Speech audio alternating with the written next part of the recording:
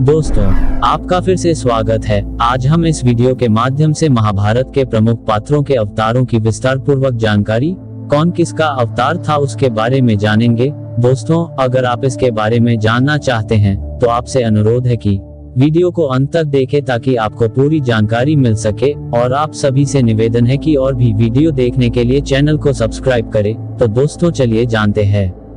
आज हम आपको महाभारत के उन प्रमुख पात्रों के बारे में बताने जा रहे हैं जिन्हें विभिन्न देवताओं और दिव्य शक्तियों का अवतार माना गया है। महाभारत केवल एक महान कथा ही नहीं, बल्कि ये देवताओं के मानव रूप में अवतरण की अद्भुत गाथा भी है। तो चलिए जानते हैं विस्तार से कौन कौन से पात्र किसका अवतार थे।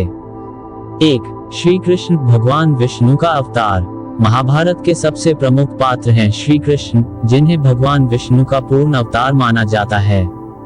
विष्णु, जो कि सृष्टि के पालनहार हैं, विष्णु ने धरती पर धर्म की स्थापना और अधर्म का नाश करने के लिए श्री कृष्ण के रूप में अवतार लिया। महाभारत के युद्ध में श्री कृष्ण ने अर्जुन के सारथी बनकर उन्हें धर्म का मार्ग दिखाया और भगवद गीता का उपदेश दिया, जो आज भी विश्व भर में प्रेरणा का स्रोत है।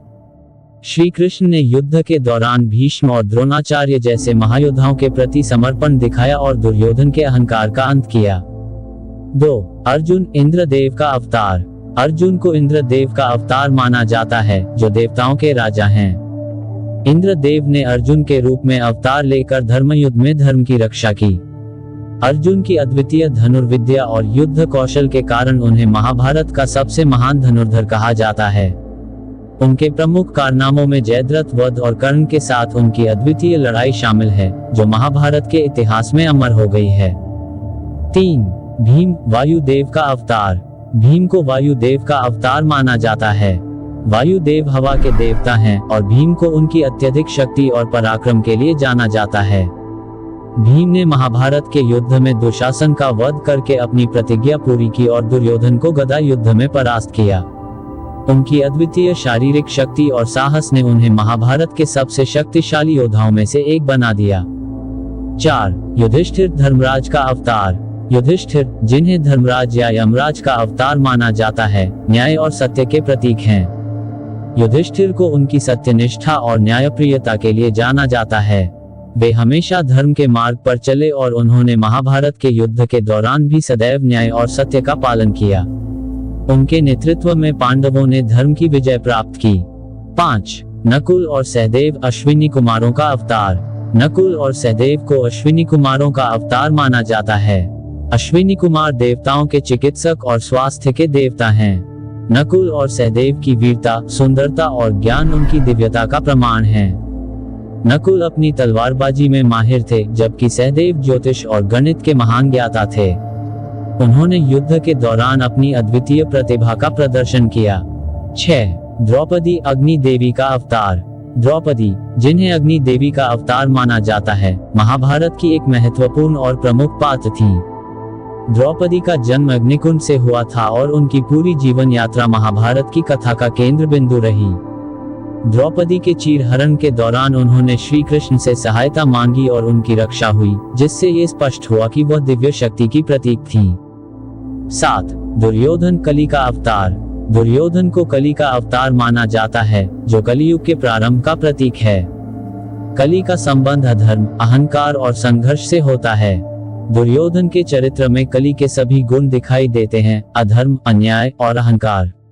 महाभारत के युद्ध में उनका पराजय कलियुग के आगमन का संकेत था।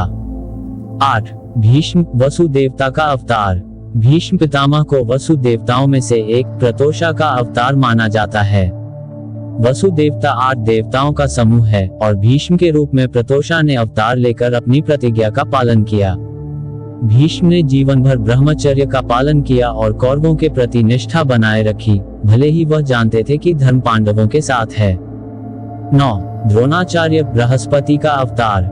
द्रोणाचार्य को बृहस्पति, जो देवताओं के गुरु हैं, द्रोणाचार्य का अवतार माना जाता है। द्रोणाचार्य एक महान गुरु और विद्वान थे, जिन्होंने कौरवों और पांडवों को शस्त्र विद्या में निपुण किया। उनके ज्ञान और योग्यता ने उन्हें महाभारत का एक महान योद्धा और शिक्षिका बना दिया। 10. कर्ण, सूर्य देव का अवतार। कर्ण को सूर्य देव का पुत्र और उनके अवतार के रूप में जाना जाता है। सूर्य देव से कर्ण को अद्वितीय शक्ति और तेज प्राप्त हुआ। कर्ण महाभारत के सबसे महान योद्धाओं में से एक थे और अपनी दानशीलता और वीरता के लिए प्रसिद्ध थे। भले ही कर्ण का जीवन संघर्षों से भरा था, लेकिन उन्होंने अपने धर्म का पालन किया और अंत तक अपने वचन पर अटल रहे। 11. शकुनी द्वापर युग का अवतार। शकुनी को द्वापर युग का अवतार माना जाता है, जो इस युग के अंत की ओर संकेत करता है। शकुनी का चरित्र छल, कपट और धोखाधड़ी का प्रतीक है। उन्होंने अपने चालाकी और कूटनीति से कौरवों को पांडवों के खिलाफ भड़काया, जिसके परिणामस्वरूप महाभारत का विनाशकारी युद्ध हुआ। 12. अश्वत्थामा रुद्र का अंश। अश्वत्थामा को भगवान शिव के रुद्र रूप का अंश माना जाता है। अश्वत्थामा महाभारत के युद्ध के बाद भी अमर रह गए। उन्हें शिव जी का अंश माना जाता है, जिनके भीतर अद्वितीय शक्ति और क्रोध था। युद्ध के अंत में उन्होंने अपने पिता द्रोणाचार्य की मृत्यु का प्रतिशोध लेने के लिए पांडवों की संतानों का वध किया, लेकिन ये भी माना जाता है कि उनकी यह क्रिया उनके जीवन का सबसे बड़ा अपराध बन गई। श्री कृष्ण ने उन्हें श्राप दिया कि वे अनंत काल तक जीवित रहेंगे, लेकिन असीम पीड़ा झेलेंगे। तो दोस्तों, ये थी महाभारत के उन दिव्य पात्रों की कहानी, जिन्हें विभिन्न देवताओं और दिव्य शक्तियों का अवतार माना जाता है।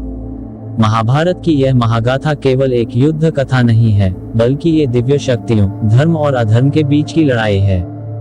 इन पात्रों के अवतार के रूप में महाभारत ने हमें सिखाया कि सत्य और धर्म की हमेशा जीत होती है, चाहे परिस्थिति कैसी भी हो। इन पात्रों की कहानी आज भी हमें प्रेरणा देती है और हमें सिखाती है कि हमें अपने जीवन में धर्म और सत्य का पालन करना चाहिए। दोस्तों, कमेंट के माध्यम से बताएं आपको यह वीडियो कैसा लगा। अगर आपको यह वीडियो पसंद आया तो लाइक करें, शेयर करें। आप सभी से निवेदन है कि और भी वीडियो देखने के लिए चैनल को सब्सक्राइब करें। आपका बहुत बहुत धन्यवाद। जय हिंद, जय भारत।